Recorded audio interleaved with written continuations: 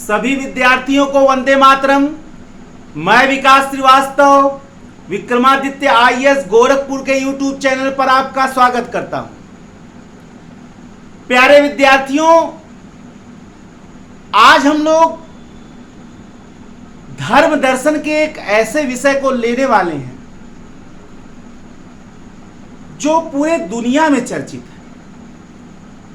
और दर्शन शास्त्र की यह समस्या नहीं है, अपितु पूरे समाज की ही यह समस्या है। और समाज में धर्म को लेकर एक विवाद का विषय भी बना रहता है, हमेशा आप रोज सुनते रहते हैं। लेकिन आप धर्म दर्शन में जब आएंगे, दर्शन शास्त्र की एक शाखा जब आप धर्म दर्शन में आएंगे तो आप देखेंगे कि दर्शन शास्त्र के अंतर्गत धर्म की बड़ी सटीक व्याख्या की गई। वैसे भी दर्शन शास्त्र का प्रमुख लक्ष्य ही सत्य का बौद्धिक अन्वेषण होता है, यानी सच्चाई क्या है वहां हमें बुद्धि के आधार पर, तर्क के आधार पर, सच्चाई के आधार पर पहुंचना। हमें आडंबर और पाखंड और राजनीति के आधार पर सच्चाई तक नहीं पहुंचना, वोट की राजनीति नहीं करना है। हमें सच्चाई तक बौद्धिक अन्वेषण से पहुंचना है, अपने प्रज्ञा से पहुंचना है, अपने तर्क बुद्धि से पहुंचना है। और यही खोज कहलाता है दर्शन शास्त्र। और जब यही दर्शन शास्त्र विभिन्न धार्मिक तथ्यों का दार्शनिक विश्लेषण करता है तो वह धर्म दर्शन कहलाता है। और आज हम इसी का विश्लेषण करने वाले हैं कि क्या ईश्वर विहीन धर्म संभव है? क्या ऐसा धर्म संभव है जिसमें ईश्वर का अस्तित्व न हो? क्या दुनिया में ऐसे धर्म की संभावना है जिसमें ईश्वर नहीं है? क्या बिना ईश्वर के भी धर्म हो सकता है? आज हम धर्म दर्शन के इसी प्रमुख समस्या पर विचार विमर्श करेंगे, ईश्वर विहीन धर्म या ईश्वर रहित धर्म। एक ऐसे धर्म का विश्लेषण हम लोग करेंगे और देखेंगे कि क्या यह संभव है कि ईश्वर के बिना धर्म हो सकता है। यूपीएससी फिलॉसफी के अंतर्गत जो ऑप्शनल पेपर है उसका मैं दर्शन शास्त्र विषय का हर टॉपिक, चारों पेपर का मैं हर विषय टॉपिक लूंगा, उसका औपचारिक भाषा में विश्लेषण करूंगा। मैंने अपने डिस्कशन में बार बार बताया है कि मेरा डिस्कशन किताबी नहीं होगा। आप एग्जाम में आसानी से लिख सकते हैं इसको जाकर, लेकिन डिस्कशन किताबी नहीं होगा, अनौपचारिक होगा, लेकिन आप एग्जाम में हुबहू लिख सकते हैं। और ऐसे भी व्यक्ति जो दर्शन शास्त्र में रुचि रखते हैं, जो वास्तव में सच्चाई को जानना चाहते हैं, उनके लिए भी यह विषय महत्वपूर्ण ही होगा। और इसीलिए आज इस विषय को मैं लेकर आया हूं, ईश्वर विहीन धर्म।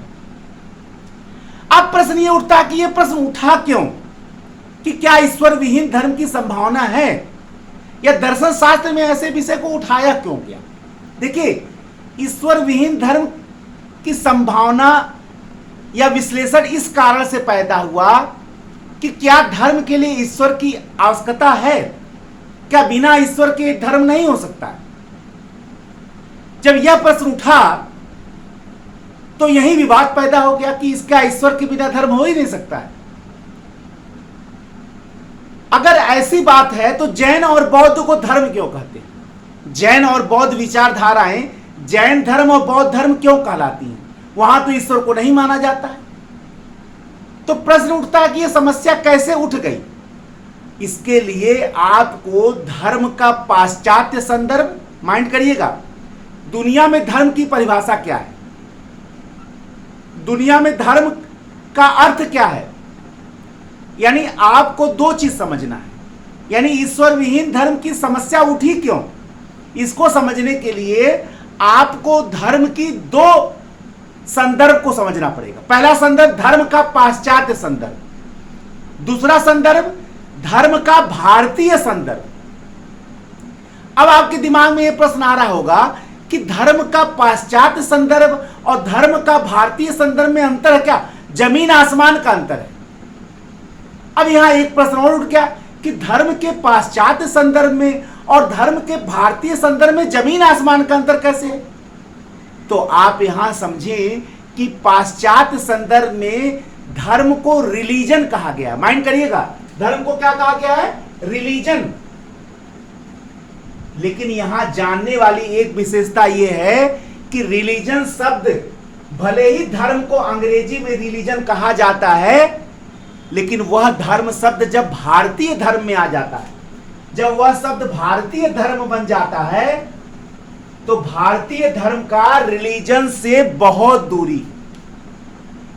अब आपके दिमाग में यह प्रश्न आ रहा होगा, क्या भारतीय धर्म दुनिया में धर्म के शब्द रिलीजन से अलग है? बिल्कुल अलग है, बिल्कुल अलग है, बहुत अलग है। और आज आपको अपने देश पर गर्व भी होगा। अगर हमने सर्वे भवन्तु सुखिनः सर्वे सन्तु निरामयः सर्वे भद्राणि पश्यन्तु मां कश्चित् दुर्भाग् भवेत् की अवधारणा को आत्मसात किया है, वसुधैव कुटुंबकम की अवधारणा को अपनी जन्मघुट्टी में आत्मसात किया है, तो उसका मूल कारण है भारतीय धर्म। अब आइए हम लोग यहां समझते हैं कि तब भारतीय धर्म और विश्व में वर्णित रिलीजन का अंतर क्या है। और जब आप इस दो अंतर को समझ जाएंगे, तब आपके मन में अपने आप यह प्रश्न उठ जाएगा कि ईश्वर विहीन धर्म की समस्या उठी क्यों? अगर हम पाश्चात्य रिलीजन शब्द को मान लेते तो ईश्वर विहीन धर्म का समस्या ही नहीं पैदा होता, क्योंकि वो धर्म होता ही नहीं। अगर हम पाश्चात्य रिलीजन की परिभाषा को मान लें तो जैन और बौद्ध धर्म ही नहीं होगा, उनको धर्म कहा ही नहीं जाएगा। लेकिन जब हम धर्म का भारतीय परिभाषा मानेंगे, यानी भारतीय धर्म मानेंगे, तब तो जैन और बौद्ध धर्म हो जाएंगे, मानना ही पड़ेगा। तो सबसे पहले इन दोनों के अंतर को समझा जाए, और आज आपको धर्म की वास्तविक परिभाषा में समझाऊंगा। भारतीय धर्म मजहब नहीं है, भारतीय धर्म रिलीजन नहीं है, भारतीय धर्म सेक्ट्स नहीं है, भारतीय धर्म संप्रदाय नहीं है। भारतीय धर्म धर्म है, एक्चुअल धर्म है, सनातन है, सत्य है, अनंत काल से चला आ रहा है, सबको समावेशित किया है, सबको समा रहा है। और वही मैं आपको बताने जा रहा हूं। दुनिया में धर्म की जो परिभाषा दी गई है, उसमें किसी अति प्राकृतिक सत्ता का होना परम आवश्यक है। अब आप बोलेंगे सर अति प्राकृतिक सत्ता क्या होता है? अति प्राकृतिक सत्ता मतलब परे जगत का, चाहे वो ईश्वर हो, चाहे वो अल्लाह हो, चाहे वो गॉड हो। लेकिन भारतीय धर्म के लिए ईश्वर का होना आवश्यक नहीं है। अब आप कहेंगे सर ये कैसे हो सकता है? हम लोग भगवान को मानते हैं, ईश्वर को मानते हैं। मानिए, वो आपकी इच्छा है, वो आपकी इच्छा है, मान सकते हैं, ये आपकी आस्था है। और आस्था में कोई तर्क नहीं चलता है। आस्था में तर्क नहीं, अंधविश्वास में तर्क चलता है, लेकिन आस्था में कोई तर्क नहीं चलता। ईश्वर को आप मान सकते हैं, निराकार मानिए, साकार मानिए, पाखंड नहीं करना है, आडंबर नहीं करना है, रूढ़ियां नहीं फैलाना है। धर्म ईश्वर को मान सकते हैं। अरे अगर ईश्वर का काम कल्याण करना है तो सोई कोई माने, पाखंड नहीं कर सकते उसके नाम पर आप। पाखंड का हमारे वहां रोक है। पाश्चात्य धर्म में ईश्वर का होना आवश्यक है, और उसी को आप रिलीजन बोलते हैं। रिलीजन का मतलब है धर्म। रिलीजन के संदर्भ में अगर आप धर्म की परिभाषा देते हैं तो इसका मतलब है कि धर्म वह व्यापक अभिवृत्ति है। रिलीजन के संदर्भ में परिभाषा बता रहा हूं, भारतीय संदर्भ में नहीं बता रहा हूं। आप अगर कायदे से इस लेक्चर को सुनेंगे तो आईएएस का परीक्षार्थी ईश्वर विहीन धर्म का कोई प्रश्न तो हल कर सकता है, या धर्म के संबंध में जितने भी एग्जाम में, परीक्षा में, आईएएस में आएगा वो सब हल कर सकता है। साथ में समाज में जितनी व्याप्त बुराइयां हैं उसको भी बारे में आप आसानी से धर्म समझ सकता है। ठीक है ना, बिल्कुल आसानी से समझ सकता है। एक बात हमेशा याद रखिएगा कि समाज में तटस्थ नहीं होना है और ना ही समाज में पक्षपाती होना है। समाज में प्रत्येक व्यक्ति को निष्पक्ष होना है, निष्पक्ष होना है। और यही देश और समाज के लिए, जो व्यक्ति निष्पक्ष है वही देश और समाज के लिए सबसे ज्यादा उपयोगी है। कष्ट की बात तो यही है कि व्यक्ति या तो पक्षपाती बनता है या तो तटस्थ हो जाता है। लेकिन ये तो आपने सुना ही होगा, ये तो आपने सुना ही होगा कि दुर्जनों की बुराई समाज को उतना नहीं खाती है जितना सज्जनों का मौन निगल जाती है। सज्जनों का मौन समाज को सबसे ज्यादा नुकसान पैदा करता है। इसलिए आप सब लोग, सब निश्चित,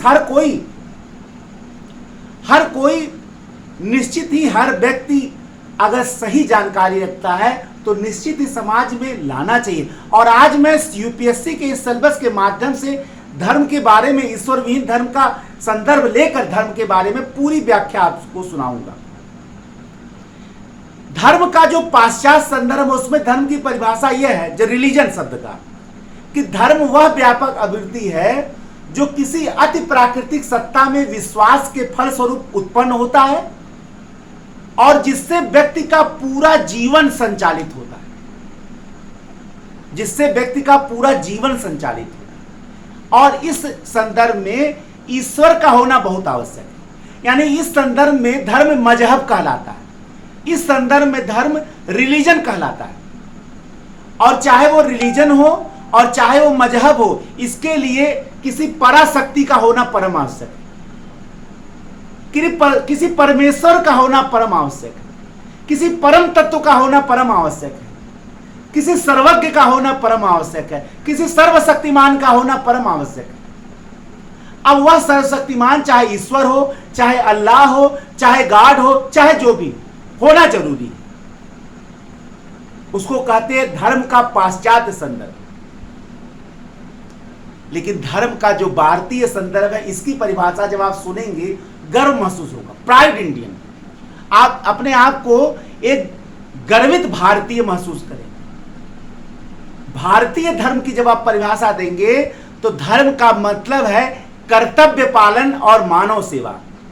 यानी भारतीय धर्म की परिभाषा है कि व्यक्ति द्वारा अपने कर्तव्य का पालन तथा मानव सेवा क्या कहलाता है? भारतीय धर्म कहलाता है। अब आप बताइए, जिस देश में धर्म की परिभाषा मानव के कर्तव्य पर दिया गया हो और मानव के सेवा पर दिया गया हो, आप बताइए वहां धर्म की परिभाषा कितनी ऊंची है। और इसका प्रमाण मैं आपको दे रहा हूं। जब यह शब्द आया कि संविधान में तो धर्मनिरपेक्ष शब्द है नहीं, तो कैसे शामिल किया जाए? सेकुलरिज्म शब्द का हिंदी क्या लिया जाए? अब देखिए, सेकुलरिज्म शब्द का अगर हिंदी हम लोग धर्मनिरपेक्ष लेते तब तो हमारे वहां धर्म का मतलब कर्तव्य होता है और कर्तव्य निरपेक्ष सब शामिल हो जाता है। धर्म निरपेक्ष मतलब क्या हो जाता है? कर्तव्य निरपेक्ष। और कर्तव्य निरपेक्ष का मतलब हम लोग कर्तव्य से विमुख हो गए, कर्तव्य विहीन हो गए, तब तो बहुत उल्टा हो जाता। इसीलिए हमारे संविधान, जब 42वें संविधान संशोधन के तहत उद्देशिका में पंथ निरपेक्ष धर्म निरपेक्ष शब्द नहीं जोड़ा गया। क्या जोड़ा गया? पंथ निरपेक्ष शब्द जोड़ा गया। आप जरा इसको ध्यान से समझिएगा। इतना बड़ा तथ्य बहुत कम लोग ध्यान देते हैं। सभी लोग मालूम, अरे हमारे संविधान में धर्मनिरपेक्ष शब्द है। अरे धर्मनिरपेक्ष शब्द कहां है? पंथ निरपेक्ष शब्द है। अगर धर्मनिरपेक्ष शब्द आ जाता तब तो परिभाषा ही गलत हो जाता। तब तो हम लोग कर्तव्य विहीन हो जाते। क्योंकि हमारे वहां तो धर्म का मतलब कर्तव्य है, हमारे वहां धर्म का मतलब मानव सेवा है। यह बात हमारे नीति नियंताओं को उस समय 42वें संविधान संशोधन के तहत इंदिरा गांधी के समय मालूम था। और उस समय इसीलिए धर्मनिरपेक्ष शब्द न शामिल करके पंथ निरपेक्ष, पंथ का मतलब होता है संप्रदाय, किसी विशेष ईश्वर को मानने वाला समूह, इसीलिए हम लोग पंथ निरपेक्ष शब्द शामिल किया। देखिए, जो मैं बता रहा हूं उसका सीधा संदर्भ आपको संविधान से दिखा रहा हूं। अगर आपको लग रहा है कोई भारतीय धर्म का मतलब क्या है, तो भारतीय धर्म का मतलब देख लीजिए, वहां है, वहां पंथ निरपेक्ष शब्द है, धर्म निरपेक्ष शब्द नहीं। समझ में आ गया? तो भारतीय धर्म का मतलब है कर्तव्य पालन एवं मानव सेवा। और दुनिया में धर्म का मतलब है किसी अति प्राकृतिक सत्ता में विश्वास के फलस्वरूप जो व्यापक भावना अभिवृत्ति पैदा हो। हाँ, लेकिन धर्म के 3 पक्ष होते हैं, ज्ञानात्मक, क्रियात्मक और भावात्मक, यानी संवेगात्मक। 3 शब्द हो गए।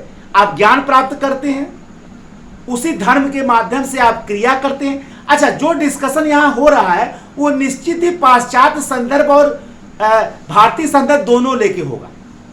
पाश्चात्य संदर्भ में तो जैन और बौद्ध धर्म नहीं होंगे, लेकिन भारतीय संदर्भ में जैन और बौद्ध धर्म होंगे। क्यों?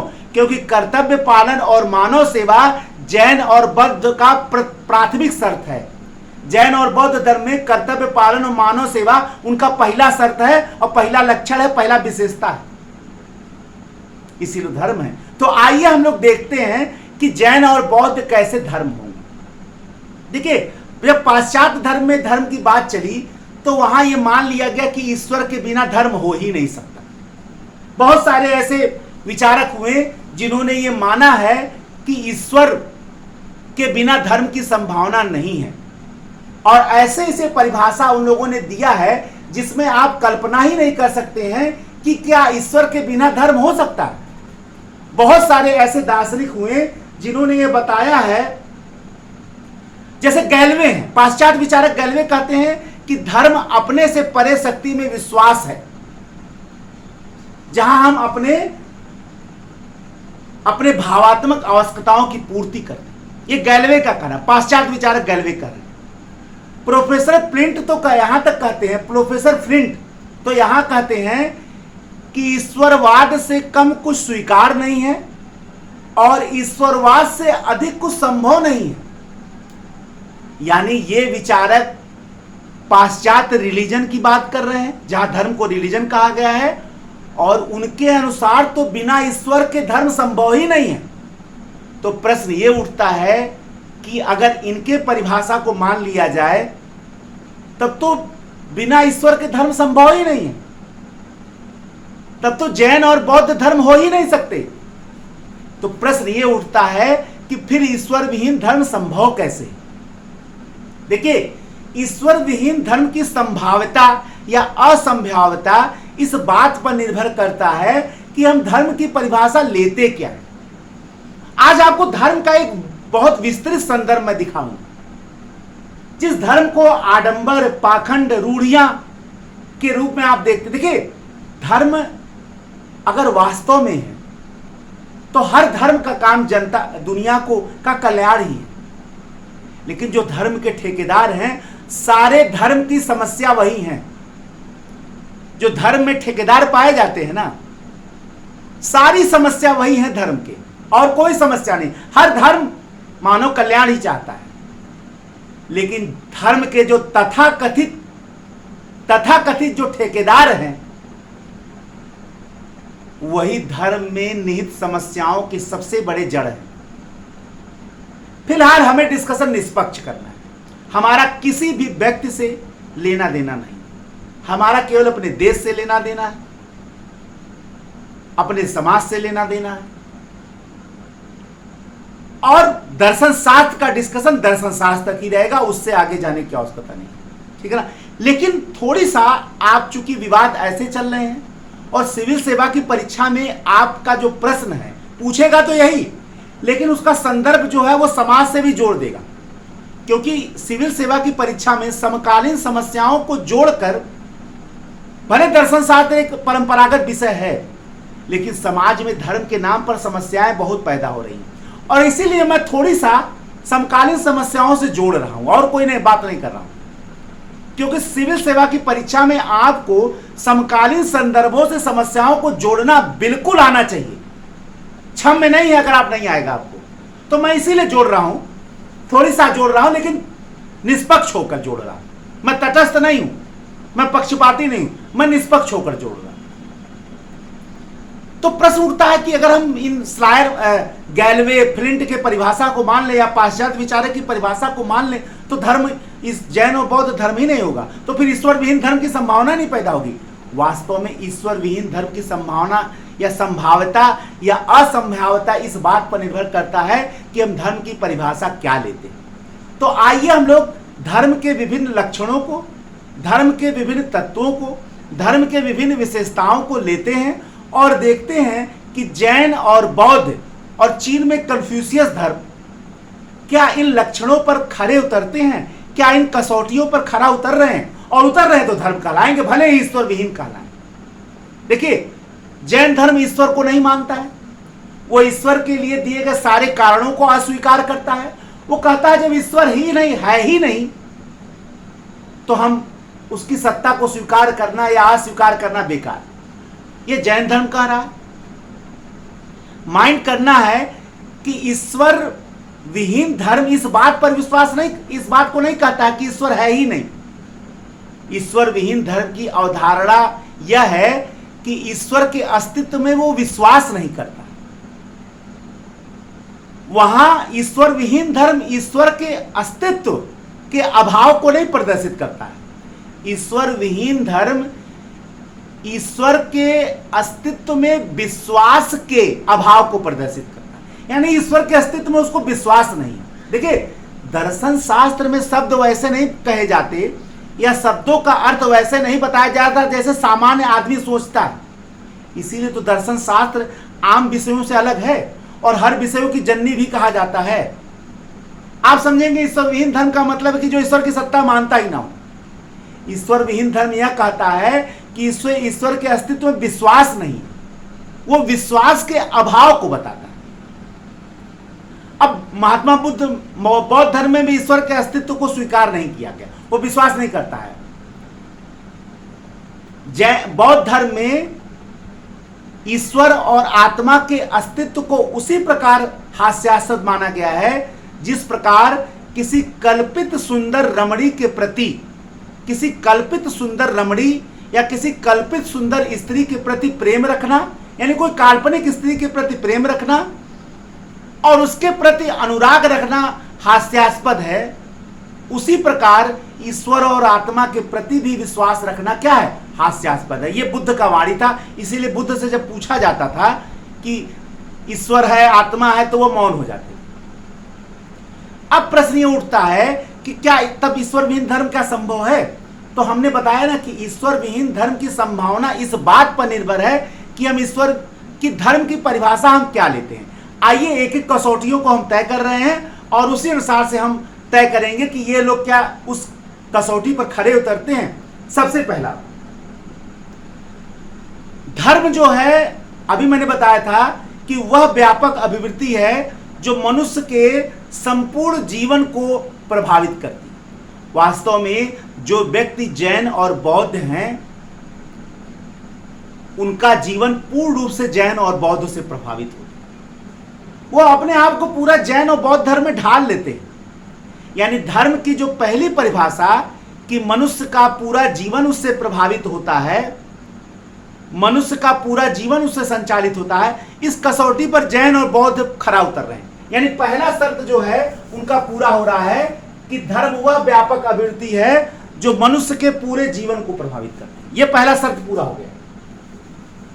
ये जो पहला शर्त है कि धर्म मनुष्य के पूरे जीवन को समेटता है, वो पहला शर्त पूरा हो गया, पहला शर्त। दूसरा, प्रत्येक धर्म में पवित्र प्रतीकों का वर्णन होता है। जैसे आप सनातन धर्म, हिंदू धर्म को देख लीजिए, बहुत सारे प्रतीक हैं, भगवान, ईश्वर, देवी देवता। आप इस्लाम में चले जाइए, वहां भी बहुत सारे प्रतीक हैं। किसी धर्म में आप चले जाइए, पवित्र प्रतीकों का वर्णन जरूर है जिसके प्रति लोग सम्मान लेते हैं। तो देखा जाए क्या जैन धर्म में भी पवित्र प्रतीकों का वर्णन है? जैसे बौद्ध स्तूपों का वर्णन होता है। स्तूप को हमारी उन जो बौद्धों के मंदिर है वो स्तूप है। स्तूप यानी वहां भी पवित्र प्रतीकों का वर्णन है। इसी प्रकार जैन धर्म के लिए में देखा जाता है मूर्तियों का, बहुत सारे जैन देवताओं का, मूर्तियों का, तीर्थंकरों का मूर्तियों का पूजा होता है, बहुत सारे, वहां भी पवित्र प्रतीकों का वर्णन है। यानी प्रत्येक धर्म अगर अपने प्रतीक रखते हैं तो उसी प्रकार जैन और बौद्धों में भी प्रतीकों का वर्णन है। यानी दो शर्त ये दोनों फुलफिल कर रहे हैं। पहला शर्त कि पूरे जीवन को मनुष्य के प्रभावित करते हैं, वो भी सही हो रहा है। दूसरा कि प्रत्येक धर्म में पवित्र प्रतीकों का वर्णन होता है, उसी प्रकार जैन और बौद्ध में भी पवित्र प्रतीकों का वर्णन है। जैसे बौद्धों में स्तूपों का वर्णन है, उनके लिए पूजा स्थल है, उसी प्रकार जैन तीर्थंकरों की मूर्तियां भी बनाई जाती है और उनका पूजा होता है। तीसरा लक्षण जो होता है धर्म का, प्रत्येक धर्म का अपना धर्म ग्रंथ होता है, जो उस धर्म के जिसमें उस धर्म के सिद्धांत होते हैं, जिसमें उस धर्म के नियम होते हैं, जिसमें उस धर्म के आदर्श और लक्ष्य होते हैं। तो क्या जैन और बौद्ध के भी अपने किताबें हैं? बिल्कुल सही, जैन और बौद्ध के अपने धार्मिक ग्रंथ हैं। जैनों के आगम और उपांग हैं, बौद्धों के त्रिपिटक हैं, और कन्फ्यूशियस भी जो नास्तिक धर्म कहलाता है उसका भी द बुक ऑफ चेंजेस है। यानी इस कसौटी पर भी तीनों धर्म खरे उतर रहे हैं कि तीनों के अपने अपने धार्मिक ग्रंथ हैं, जिसमें उनके आदर्श, सिद्धांत, नियम, मूल्य सब लिखे हुए। यानी तीसरे शर्तों पे भी ये खरे उतरते हैं। देखिए, बौद्धों के त्रिपिटक है, विनय पिटक, सुत्त पिटक, अभिधम्म पिटक। जैनों के आगम उपागम हैं, आगम उपा, और the book of changes Confucius धर्म के हैं। चौथा, प्रत्येक धर्म जो है वो हर धार्मिक व्यक्ति को इस जगत के दुखों से मुक्ति का आधार प्रदान करता है। जैसे आप देखते होंगे कि सनातन धर्म में या हिंदू धर्म में 4 पुरुषार्थ माने गए हैं: धर्म, अर्थ, काम और अंतिम है मोक्ष। मोक्ष का मतलब है व्यक्ति के सभी प्रकार के दुखों का आत्यांतिक विनाश और जीवन के जन्म मरण चक्र से व्यक्ति हमेशा के लिए मुक्त हो जाए। यानी दुखों का उसके पूर्ण रूप से अंत हो जाता है और जन्म मरण के चक्र से, बंधन से वो मुक्त हो जाता है। यही मोक्ष कहलाया, मुक्ति, लिबरेशन। तो प्रश्न उठता है कि क्या जैन और बौद्ध भी मनुष्य के दुखों से अंतिम रूप से मुक्ति प्रदान करते हैं? क्या बिल्कुल सही, करते हैं। बौद्ध धर्म में मोक्ष को निर्वाण कहा गया है। निर माने नहीं, वाण माने पुनर्जन्म पथ, यानी पुनर्जन्म पथ चक्र के समापन के बाद जब व्यक्ति अपने दुखों से पूर्ण रूप से मुक्त हो जाता है तब उसको निर्वाण की प्राप्ति होती है। यानी बौद्ध धर्म निर्वाण के माध्यम से व्यक्ति के दुखों का आत्यांतिक विनाश करके जन्म मरण के चक्र से मुक्ति प्रदान करता है। यानी धर्म की कसौटी पर यह बैठ रहा है। उसी प्रकार जैन धर्म में मोक्ष को क्या कहा गया? कैवल्य, और आत्मा की अमरता के रूप में कन्फ्यूशियस धर्म भी मान रहा है। यानी क्या हुआ? ये तीनों भी मनुष्य को उसके दुखों से पूर्ण रूप से मुक्ति प्रदान कर रहे हैं। यानी चौथे कसौटी पे भी बिल्कुल ये खड़े उतर गए। अब देखिए, धर्म की कितनी बढ़िया परिभाषा आप लोग गढ़ रहे हैं दर्शन शास्त्र में। कोई लड़ाई नहीं है। और आप देखिए कि दर्शन, वास्तव में मेरे अनुसार से दर्शन शास्त्र हर व्यक्ति को पढ़ना चाहिए। बिल्कुल अंधकार दूर हो जाता है, बिल्कुल अंधकार दूर हो जाता है। आप देखिए, क्या किसी भी धर्म का मैं नाम नहीं ले रहा हूं, लेकिन धर्म की सारी परिभाषाओं को एक बाय एक दे रहा हूं। कहीं कोई लड़ाई नहीं, न कहीं छोटा बड़ा है, न ही ऊंच नीच की बात हो रही है। एक धर्म का सीधा साधा परिभाषा हम लोग लेकर चल रहे हैं और अपने जैन और बौद्ध को और कन्फ्यूशियस धर्म को उस कसौटी पर खरा उतार रहे हैं। बल्कि वो खुद उतर रहे हैं, जो वो कर रहे हैं वो मैंने तो बनाया नहीं। प्रत्येक धर्म में, पांचवा, प्रत्येक धर्म में प्रार्थना का महत्व होता है और प्रार्थना के आधार पर उनकी क्रियाविधियां भी होती हैं। उसी आधार पर उनका पूजा पाठ होता है, प्रार्थना होता है। जैन और बौद्ध दोनों धर्मों में क्रियाविधियों का वर्णन है, पूजा प्रार्थना का वर्णन, सबका वर्णन। जैसे बौद्धों में अष्टांगिक मार्ग का वर्णन है, जैनों में त्रिरत्न का वर्णन है, पंचव्रत का वर्णन है, कन्फ्यूशियस में पूर्वज पूजा का वर्णन है। आप देखिए, सब में अपनी अपनी क्रियाविधि है। अष्टांगिक मार्ग के माध्यम से आपको 8 मार्ग अपनाने हैं। अगर आपको वास्तव में बौद्ध धर्म में या मोक्ष प्राप्त करना है, अष्टांगिक मार्ग अपनाएं, पूरी क्रियाविधि है। जैन धर्म में त्रिरत्न के माध्यम से, त्रिरत्न त्रियत्र के माध्यम से आप मोक्ष को प्राप्त कर सकें। पूरी क्रिया विधि है, सबके अपने प्रार्थना के स्वरूप हैं, प्रार्थना के प्रकार हैं, प्रार्थना की तरीके हैं, हर में है, तीनों में है। यानी धर्म की जो पांचवी कसौटी है उस पर भी ये पूरे खरे उतरते हैं। धर्म का जो सबसे बड़ा कर्तव्य है, धर्म का जो सबसे प्रत्येक धर्म का यह नहीं होता है कि वह केवल ईश्वर का पूजा करे। अरे धर्म का तो सबसे बड़ा उद्देश्य है मानव कल्याण। मानव कल्याण, मानव के जीवन से दुख को दूर करना, मानव में खुशहाली और आनंद का प्रसार करना, यह धर्म का असली उद्देश्य है। और वास्तव में बौद्ध और जैन तो इसीलिए जाने ही जाते हैं। देखिए ना, भगवान बुद्ध राजा के पुत्र होकर जनता के बीच बैठे, जनता के दुखों के बारे में बात किया, उनकी भाषा में बैठकर और दुख को दूर करने का मार्ग बताया, दुख को दूर करने का मार्ग बताया। वास्तव में धर्म का यही तो भारतीय संदर्भ है, कर्तव्य पालन और मानव सेवा। कर्तव्य पालन और मानव सेवा भारतीय संदर्भ है धर्म का, वही तो जैन और बौद्ध अपना रहे हैं। कौन कहता है कि भारतीय धर्म, भारतीय सनातन कुछ है ही नहीं? वो जन्म घुट्टी है हर धर्म का, हर धर्म का जन्म घुट्टी है। धर्म के ठेकेदार धर्म को बर्बाद करते हैं, कोई हो, धर्म के ठेकेदार धर्म को बर्बाद करते हैं। धर्म का भारतीय संदर्भ तो इतना महान है, इतना सनातन है, इतना सत्य है, अनादि अनंत है, अनंत काल से चला आ रहा, अनंत काल तक कलकल धारा इसकी बहती रहेगी। आप देखिए, सारे धर्म की परिभाषा इसके सामने छोटे साबित हो जा रहे हैं। जब मानव सेवा और कर्तव्य पालन, जैसे आप जब कोई अच्छा काम करते हैं तो कहते नहीं हैं कि मैं अपने धर्म का पालन कर रहा था, इट्स माई ड्यूटी। ड्यूटी क्या है? भारतीय धर्म है। भारतीय धर्म क्या है? कर्तव्य पालन और मानव सेवा।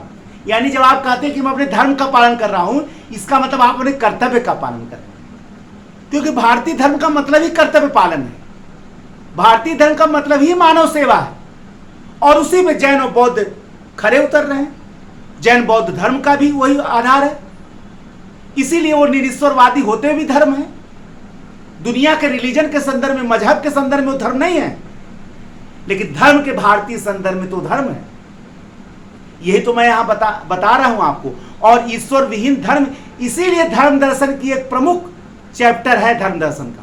इसीलिए यूपीएससी फिलॉसफी ऑप्शनल के सब्जेक्ट में धर्म दर्शन में ईश्वर रहित धर्म रखा गया है। अगर ये डिस्कशन नहीं होता तो हम कैसे जान पाते कि जैन और बौद्ध धर्म क्यों कहलाते हैं? हम कैसे जान पाते? क्योंकि रिलीजन के संदर्भ में तो धर्म है ही नहीं है। हाँ, भारतीय संदर्भ में धर्म है, सनातन के संदर्भ में धर्म है, वो तो जन्म घुट्टी है भारतीय धर्म उनका, क्योंकि उन्होंने धर्म के उसी स्वरूप को अपनाया जो हमारा आदि है, मानव सेवा और कर्तव्य का पालन, जो जना उनका मूल है। तो धर्म का प्रमुख उद्देश्य है मानव जीवन का कल्याण करना, मानव जीवन में शांति और सुख का संचार करना, और यही तो जैन और बौद्ध का अंतिम उद्देश्य है। इसके अलावा प्रत्येक धर्म का अंतिम लक्ष्य घोषित किया गया है। जैसे कि सनातन हिंदू, जैसे हिंदू धर्म में मोक्ष बताया गया है, इस्लाम में भी, हर में अलग अलग है। उसी प्रकार जैन धर्म में निर्वाण की बात की गई है, जैन धर्म में कैवल्य की बात की गई है, बौद्ध धर्म में निर्वाण की बात की गई है, सब में की गई है। तो यानी इस बात कसौटी पर भी वो खड़े उतर रहे हैं। जो हमारे वहां मोक्ष है वो बौद्ध धर्म में निर्वाण है, जो हमारे वहां मोक्ष है वो जैन धर्म में कैवल्य है। यानी एक आध्यात्मिक परम लक्ष्य को जैन और बौद्ध भी अपनाते हैं, जो दुनिया के प्रत्येक प्रचलित धर्म का अंतिम लक्ष्य होता है, वही इनके पास भी। यानी धर्म की इस कसौटी को भी वो स्वीकार करते हैं।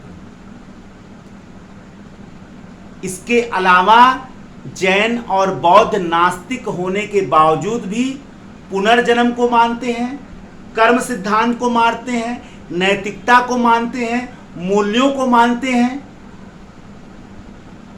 और इन कसौटियों पे अगर कसा जाए तो धर्म की जितनी भी लक्षण हैं इस दुनिया में वर्णित, एक ईश्वर को छोड़कर जितने भी धर्म के लक्षण हैं, सब पर जैन और बौद्ध खरे उतरते हैं। इस प्रकार से भले ही ये ईश्वर को नहीं मानते हैं, लेकिन इसके बावजूद भी इनको धर्म कहा जाना चाहिए। और ईश्वर को न मानने के कारण ये क्या कहलाए? ईश्वर विहीन धर्म। इस प्रकार से बिना ईश्वर के धर्म संभव है। कब? जब वह विचारधारा, जब वह सिद्धांत धर्म के सारे लक्षणों को ग्रहण करता हो, धर्म की सारी कसौटियों पर खरा उतरता हो, तो उसको धर्म निश्चित ही कहा जाना चाहिए। और वो भी तब जब भारतीय संदर्भ स्वीकार करता हो कि धर्म में केवल कर्तव्य पालन और मानव सेवा की ही आवश्यकता है, तब तो जैन और बौद्ध पहले धर्म होंगे। सनातन की महानता देखिए, इसके बुराइयों को आप देख रहे हैं। अरे बुराई धर्म में थोड़ा है, ये कहां आप जान गए? संविधान दुनिया का सबसे महान संविधान है,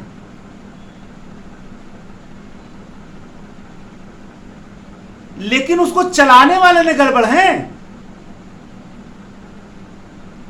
अगर समस्याएं आजादी के 75 साल तक वहीं से वहीं बनी हुई हैं, इतने प्रयासों के बावजूद संविधान का दोष थोड़ो है। डॉक्टर राजेंद्र प्रसाद और बाबा भीमराव अंबेडकर दोनों ने यह बात कहा था,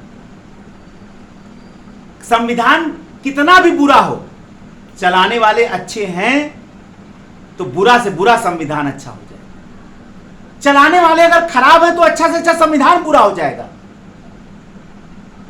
वही धर्म पर भी लागू होता है। धर्म कितना भी अच्छा हो, कितना भी महान हो, चलाने वाला अगर अच्छा नहीं है, मैंने बताया ना, सो कॉल्ड ठेकेदार। अरे भाई, अगर धर्म, देखिए आप, कितना सुंदर परिभाषा है भारतीय धर्म का। अगर दुनिया में प्रत्येक धर्म का लक्ष्य केवल एक हो जाए, कर्तव्य का पालन और मानव सेवा, जो भारतीय धर्म का है, तो लड़ाई के लिए कोई जगह बच रहा है? अगर मानव जीवन का कल्याण करना ही अंतिम लक्ष्य है प्रत्येक धर्म का, जो है हर धर्म का है, तो लड़ाई का कोई जगह है? हम बड़ा तुम बड़ा, हमारा अच्छा तुम्हारा अच्छा, ये गलत वो गलत, इनको हटा दो उनको रख दो, इसका जगह है कोई? आप एक नल लगवा दीजिए, उसका अंतिम उद्देश्य हर व्यक्ति को शीतल जल देना, ठंडा जल देना। कोई लड़ाई है? हर धर्म का व्यक्ति, हर जात का व्यक्ति वहां पानी पी रहा है, कोई लड़ाई है? आप एक सड़क बनवा दिए, सुंदर सड़क बनवा दिए, हर आराम से आदमी जा रहा है, कोई लड़ाई है? यही तो आपका मानव सेवा है, यही तो आपका कर्तव्य है, इसको करिए। कोई लड़ाई है? कोई लड़ाई नहीं। पूरे देश को अगर ऐसे चलाया जाए, पूरे समाज को ऐसे चलाया जाए, कोई लड़ाई नहीं है। हर धर्म का प्रत्येक लक्ष्य है यही। लड़ाई कब है? जब धूर्तता और मक्कारी लोगों के मन में आता है, जब धूर्तता और मक्कारी चरम पर पहुंचता है और कुछ ठेकेदार पैदा हो जाते हैं। धर्म को दोष मत दीजिए, धर्म तो बता दिया परिभाषा मैंने आपको, आप देख लीजिए इसको। धर्म का मतलब कर्तव्य पालन, मानव सेवा, और उसका प्रमाण भी भारत के संविधान में बता दिया कि वहां पंथ निरपेक्ष शब्द इसीलिए शामिल किया गया है। धर्म निरपेक्ष शब्द शामिल किया जाता तो कर्तव्य विहीनता हो जाती।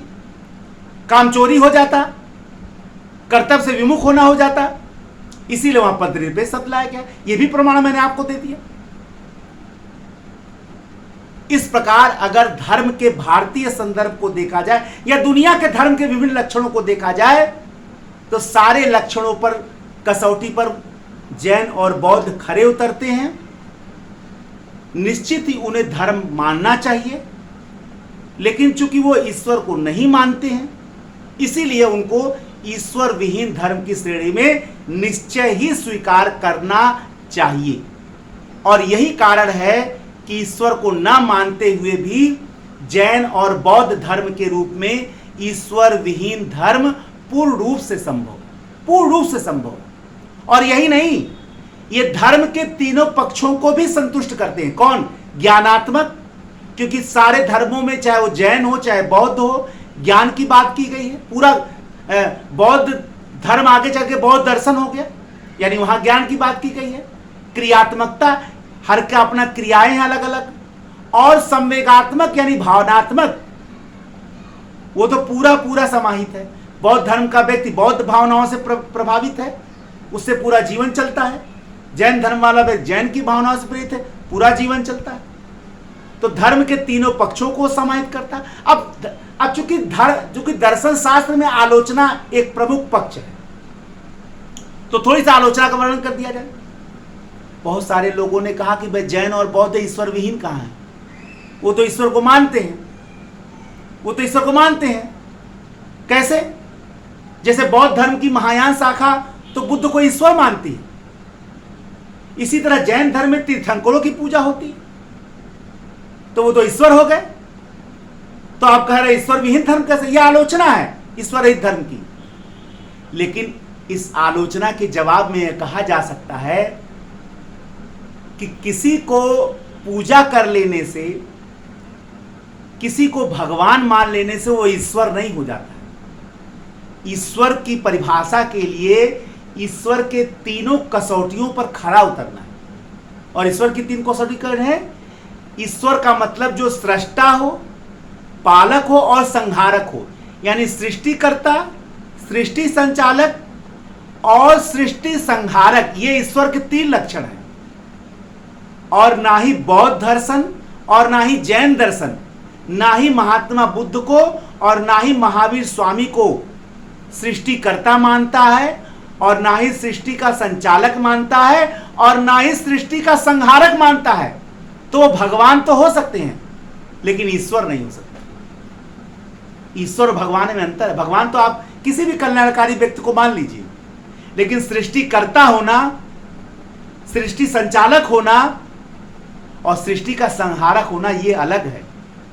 और यही ईश्वर का प्रमुख लक्षण है, यही परमात्मा का प्रमुख लक्षण है, यही परम ब्रह्म का प्रमुख लक्षण है, जो जैन और बौद्ध में ना ही महावीर स्वामी को माना जाता है और ना ही महात्मा बुद्ध को माना जाता है। इसीलिए धर्म तो हैं, लेकिन ईश्वर विहीन धर्म। इस प्रकार आज मैंने अपने पूरे डिस्कशन से पूरे निष्पक्ष होकर दर्शन शास्त्र के इस कठिन विषय को आम भाषा में समझाया। और मैंने आपको बार बार बताया है कि मैं दर्शन शास्त्र जैसे कठिन विषय को पूरे अनौपचारिक रूप से पढ़ाऊंगा, कहीं औपचारिक नहीं होऊंगा, कहीं किताबी नहीं होऊंगा, किसी थिंकर, किसी विचारक से प्रभावित होकर नहीं बताऊंगा। मैं उस भाषा में बताऊंगा जिस भाषा को आप समझते हैं, जिस भाषा को आप बोलते हैं, जिस भाषा को आप जानना चाहते हैं, पूर्णतः निष्पक्ष होकर। और आज मैंने दर्शन शास्त्र के इस धर्म दर्शन के चैप्टर को, ईश्वर विहीन धर्म या ईश्वर रहित धर्म को पूरे विस्तार से बताया। मैं कितना सफल हूं, कमेंट के माध्यम से आप जरूर बताइएगा। दर्शन शास्त्र के प्रत्येक चैप्टर को मैं इसी तरह अनौपचारिक साधारण भाषा में आपको एक एक चैप्टर बताऊंगा। निश्चित समय अभाव रहता, नहीं बता पाता हूं, लेकिन एक एक चैप्टर को मैं विस्तार से आपको समझाऊंगा। यूपीएससी में फिलॉसफी ऑप्शन रखने वाला प्रत्येक विद्यार्थी के लिए दर्शन शास्त्र सरल रूप में बताऊंगा, उसके लिए इजी हो जाएगा, इसमें कोई दो राय नहीं है। ऐसे व्यक्ति जो वास्तव में दर्शन का ज्ञान लेना चाहते हैं, तर्क बुद्धि के हिसाब से चीज़ों को जानना चाहते हैं, उनके लिए भी ये लेक्चर अच्छा रहेगा। एक नए लेक्चर के साथ मैं विकास श्रीवास्तव फिर आपके समक्ष उपस्थित होऊंगा। तब तक के लिए जय हिंद, जय भारत, वंदे मातरम, धन्यवाद।